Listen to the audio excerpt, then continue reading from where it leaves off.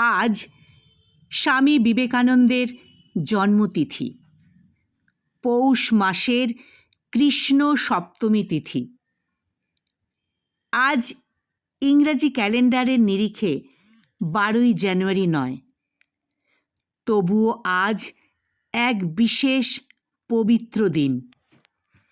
কারণ আজ হিন্দু পঞ্জিকা অনুযায়ী পৌষ মাসের কৃষ্ণপক্ষের সপ্তমী তিথি।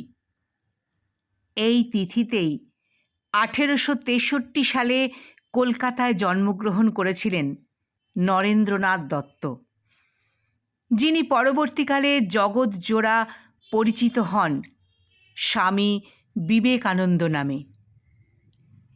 এই কারণেই রামকৃষ্ণ মঠ ও মিশনের বহু কেন্দ্রে আজ জন্মতিথি পালন করা হয়। আর 12ই জানুয়ারি পালিত হয় তার ইংরাজি ক্যালেন্ডার অনুসারে জন্মদিন, যা আজ জাতীয় যুব দিবস হিসেবেও স্বীকৃতি লাভ করেছে। স্বামীজি নিজেই বলেছিলেন, মানুষকে জাগাও, তাহলেই ঈশ্বরের কাজ হবে। আজ তার জন্মতিথিতে আমরা কেবল একটি দিন নয়, একটি জীবন দর্শনকে স্মরণ করি।